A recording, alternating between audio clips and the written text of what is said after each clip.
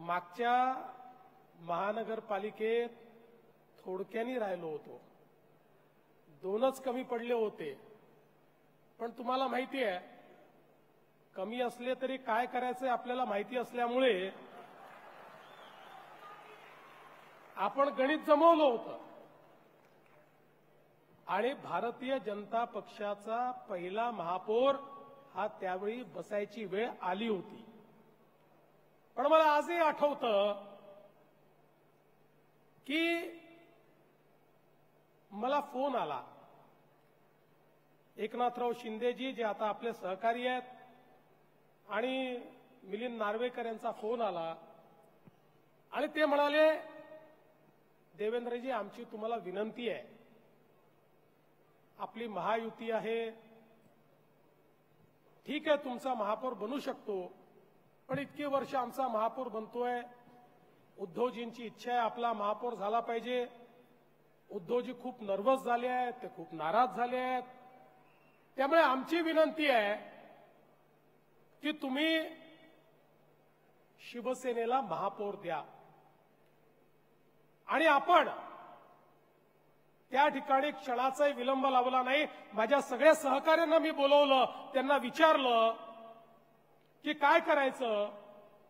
सगळ्यांनी सांगितलं की ठीक आहे, तुम्हाला जर वाटत असेल तर आपण एक पाऊल मागे घेऊ आणि पुन्हा एकदा महापौर त्यांना देऊ. आणि आम्ही हा निर्णय केला की ठीक आहे, महापौरही तुम्ही घ्या, उपमहापौरही तुम्ही घ्या, स्थायी समिती अध्यक्षही तुम्ही घ्या. या महानगरपालिकेमध्ये आम्ही अंकुश म्हणून त्या ठिकाणी काम करू, विरोधी पक्षाचं काम करणार नाही. पण तुम्ही कुठे चुकलात तर तुम्हाला लाईनीवर आणण्याचं काम हे आम्ही करू आणि आपल्या हाती असलेला महापौर हा आपण शिवसेनेला, म्हणजे तेव्हाच्या शिवसेनेला, उद्धवजींच्या शिवसेनेला त्यावेळी देऊन टाकला. कोणी सोबत आलं तरी, कोणी सोबत आलं नाही तरी, कोण कोणाला सोबत घेतायत तरी,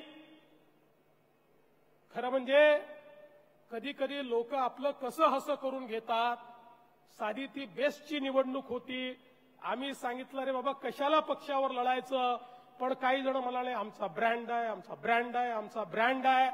ते आमचे शशांकराव आणि आमचे या ठिकाणी लाडन दरेकर यांनी ब्रँडचा वाजवला, बँड बाजा वाजला.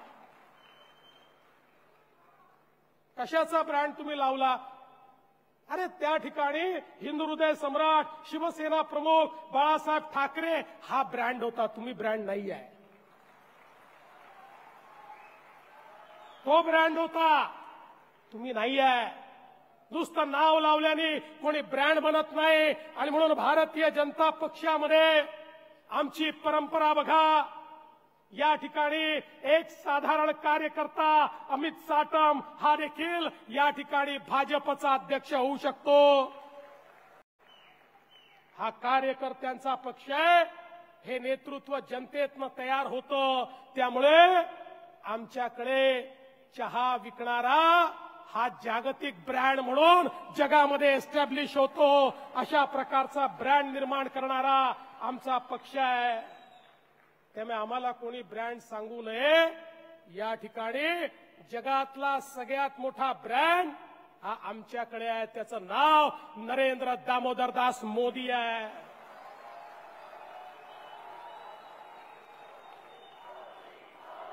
आम्ही मुंबई रिइमॅजिन करतोय आणि काही लोक फक्त खुर्ची रिइमॅजिन करतायत. जे खुर्ची रिइमॅजिन करतायत त्यांना सांगू देऊ इच्छितो, ती खुर्ची तुम्हाला मिळणार नाही. ती खुर्ची कार्यकर्त्यालाच मिळेल.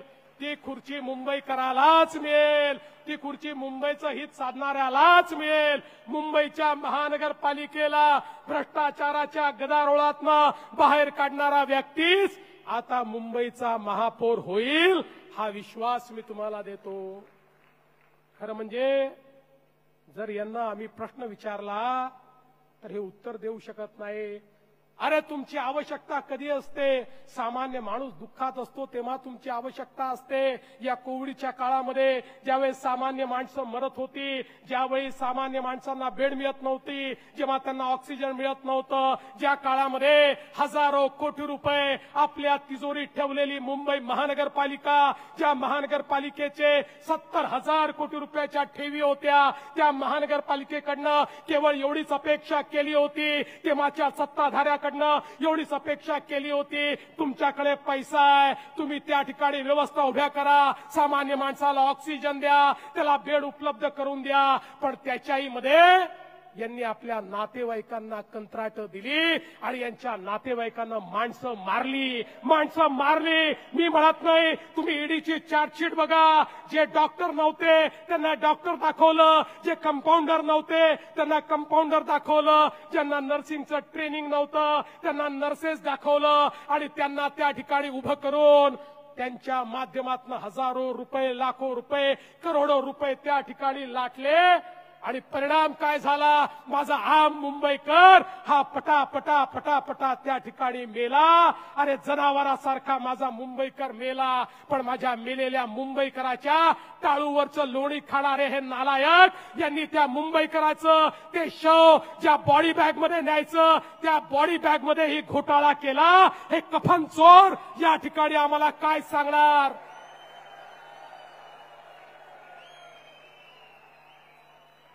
हे कफन चोर ज्याने कफन मध्ये चोरी केली, हे कफन चोर कोणच्या तोंडानं मुंबईकरांपुढे येत आहेत हा माझा सवाल आहे. आणि म्हणून काळजी करायचं कारण नाही आहे. मी तुम्हाला विनंती करण्याकरता आलो आहे.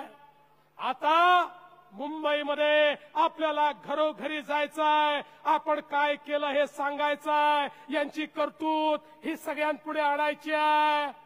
आणि एकदा यांची करतूत लोकांपुढे आली तर आपल्याला मतही मागण्याची आवश्यकता नाही. लोक यांना घरी बसवल्याशिवाय राहणार नाहीत.